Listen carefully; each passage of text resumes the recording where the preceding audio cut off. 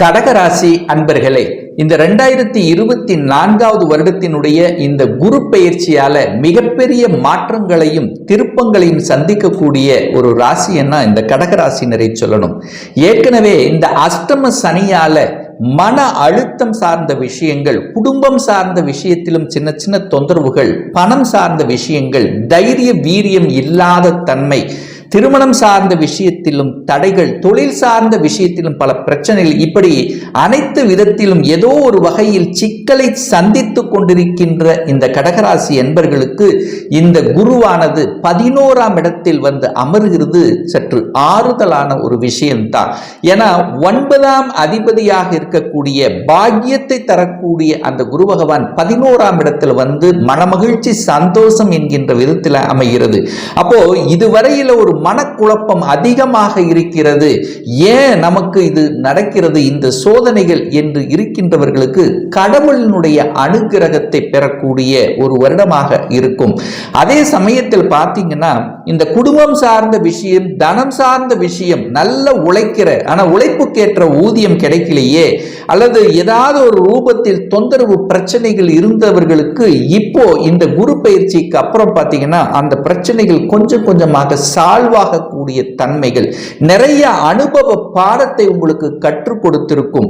எதை செய்யலாம் எதை செய்யக்கூடாது அப்படிங்கிற தன்மை உங்களுக்கு இருக்கும். ஒரு நல்ல ஸ்ட்ராட்டஜிக் பிளானை கையாளக்கூடிய ஒரு நல்ல வருடமாக தென்படுகிறது.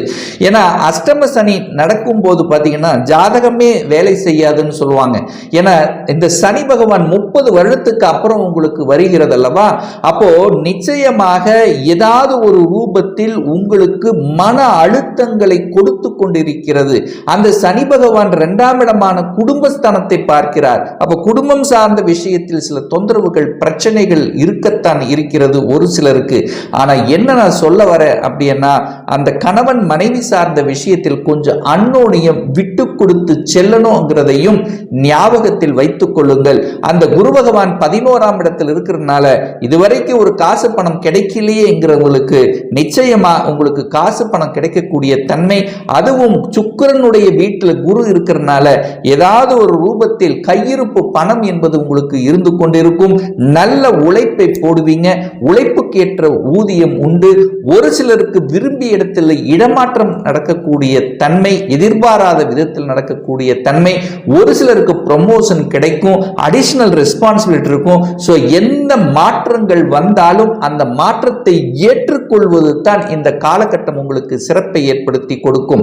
அதே சமயத்தில் அந்த குரு பகவான் தனது 5ஆம் பார்வையாக 3ஆம் இடத்தை பார்க்கிறார், முயற்சி ஸ்தானத்தை பார்க்கிறார், தைரிய வீரியத்தை கொடுக்கும். எதையும் செய்யலாம், எதையும் சாதிக்கலாம் அப்படிங்கிற தன்மை இருக்கும். நிறைய அனுபவத்தை வைத்துக் கொண்டு அந்த புதன் வீட்டான அந்த 3ஆம் இடத்தை பார்க்கிறார் அல்லவா, அப்ப புத்திசாலித்தனம் மெருகேற்றக்கூடிய தன்மை, எதை எப்படி பேசணும் அப்படிங்கிற கற்றுக் கொடுக்கக்கூடிய தன்மையும், அந்த கடவுளினுடைய அனுகிரகங்களும் குருமார்களினுடைய ஆதரவுகள் இந்த காலகட்டம் உங்களுக்கு இருக்கும்.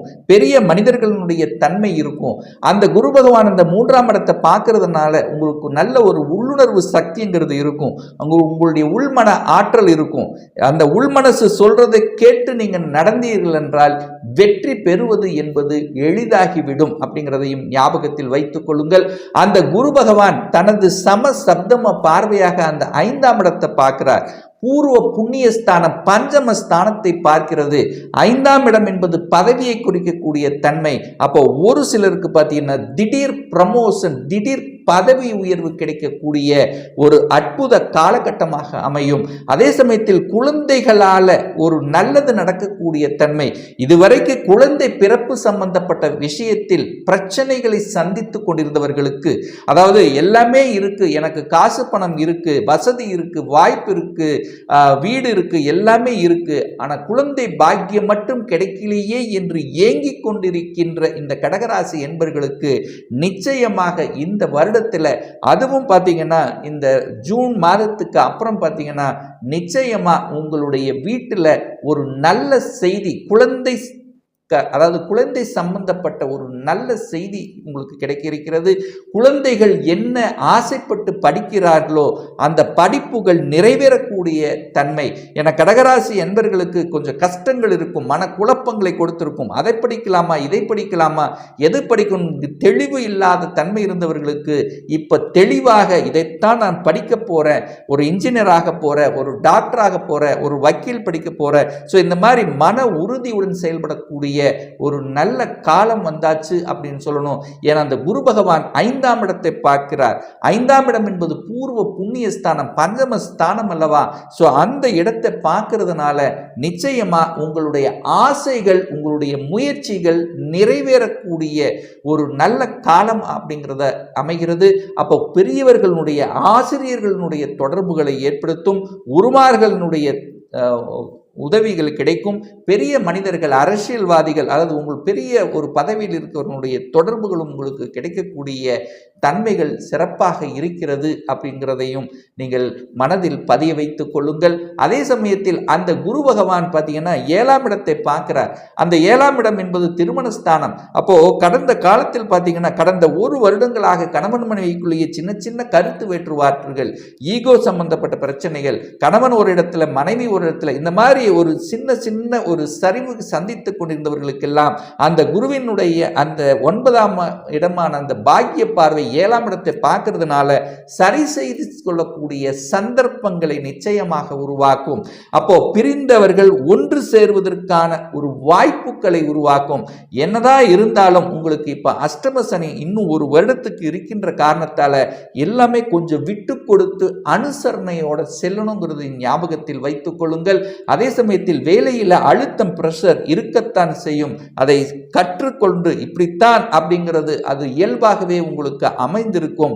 ஆனா என்ன, மேலதிகாரிகளுடைய சொல்படி கேட்டு நடந்து கொள்வதும் உங்களுக்கு சிறப்பை ஏற்படுத்தி கொடுக்கும்.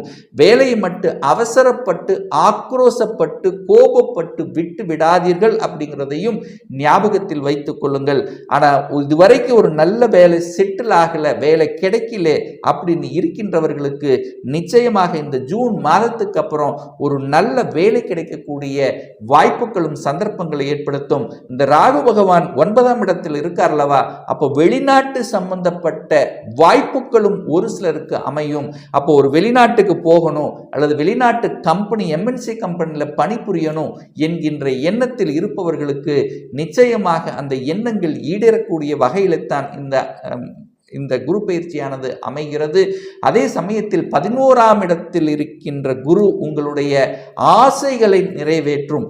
ஒரு சிலருக்கு பார்த்தீங்கன்னா ரொம்ப நாள் ஒரு கவர்மெண்ட் வேலைக்கு தான் போகணும், அதாவது அந்த வேலைக்குத்தான் நான் செல்லணும் என்று உறுதிப்பாட்டுடன் படித்து கொண்டிருக்கின்ற, முயற்சி எடுத்து கொண்டிருக்கின்ற கடகராசி என்பர்கள் நிச்சயமாக இந்த தீபாவளிக்கு அப்புறம் அது உங்களுக்கு கைகூடக்கூடிய தன்மை.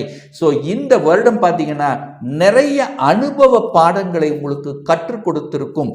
பணம் என்றால் என்ன, குடும்பம் என்றால் என்ன, உறவுகள் என்றால் என்ன, தொழில் சார்ந்த விஷயம்னா எப்படி, மக்கள் எப்படி, நம்மை சார்ந்திருப்பவர்கள் எப்படி என்கின்றதை உங்களுக்கு அனுபவ பாடங்களை கற்றுக் கொடுத்திருக்கும்.